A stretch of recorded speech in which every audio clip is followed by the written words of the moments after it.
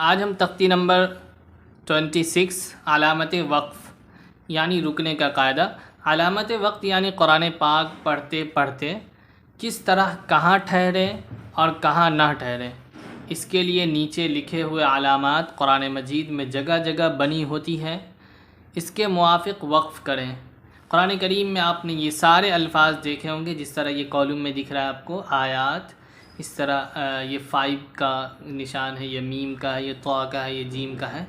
तो ऐसे मकामात पर हम कंफ्यूज हो जाते हैं कि हम यहाँ रुकें या ना रुकें, यहाँ पर रुकना चाहिए या ना रुकना चाहिए। जैसे लाम है, इसी तरह से बहुत सारे आयत हम यहाँ पर कंफ्यूज, 3 नुक्ता भी आता है कई जगहों पर है, तो हम बिल्कुल कंफ्यूज हो जाते हैं कि असल यहाँ पे रुकना है। ये आयत पे तो समझ में आ रहा है कि यहाँ रुक जाएंगे, लेकिन ये सब जो छोटा छोटा जो दिया रहता है, कभी आयत के ऊपर रहता है, कभी नीचे रहता है, कभी 3 एक साथ होते हैं, तो क्या हम वहाँ पर वक्फ़ कर सकते हैं, मतलब रुक सकते हैं, ठहर सकते हैं, सांस तोड़ सकते हैं या ना तोड़ सकते हैं?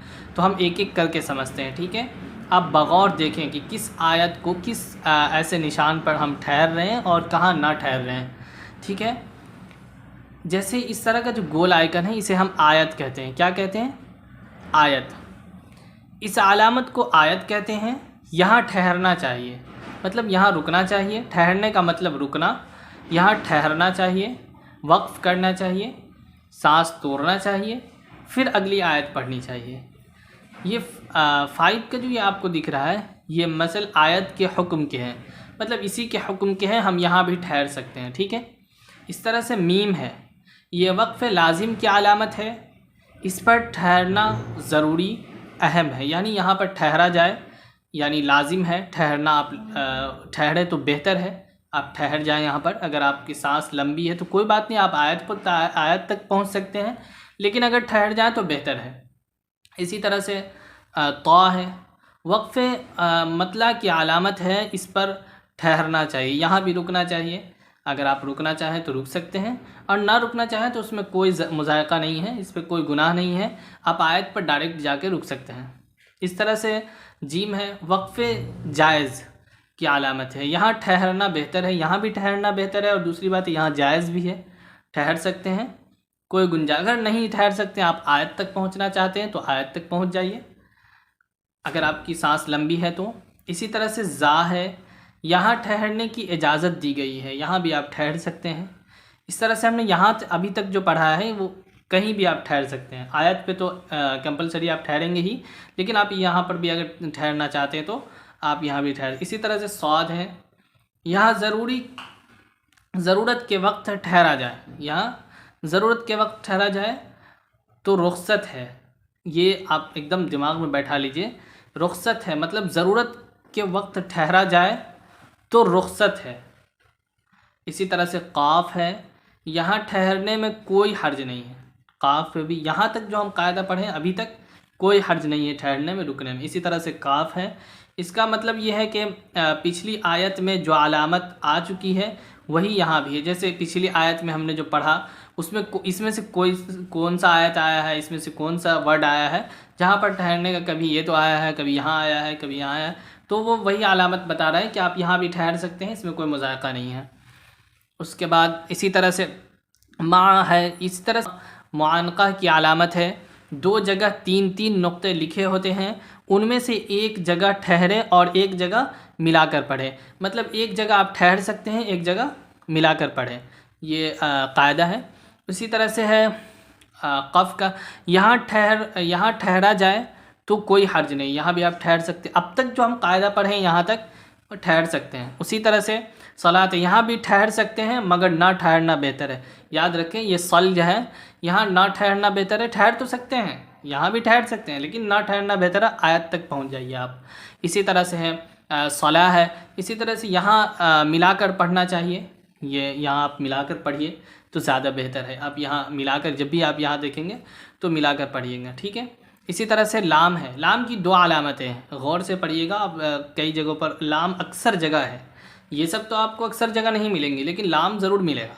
लाम को गौर से समझिएगा, ये अलामत कहीं आयत पर होती है, मतलब कहीं आयत पर, कोई भी आयत पर, कहीं आयत पर होती है, आयत के ऊपर होती है, कभी नीचे होती है, कभी बीच में होती है।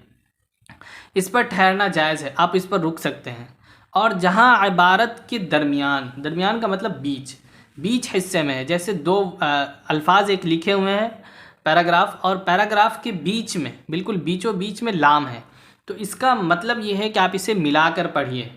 ठीक है, ठहरना जायज़ नहीं, मतलब यहाँ अगर बीचों बीच में अगर दरमियान के अंदर लाम है दोनों आयत के, जैसे एक वर्ड है पूरा पैराग्राफ है यहाँ से, जैसे कुल या अय्युहल काफिरून है, मिसाल के तौर पे बता रहा हूँ, तो कुल या के बाद जो अगर लाम आ जाए, बीच में लाम आ जाए, तो हमें मिला के पढ़ना है।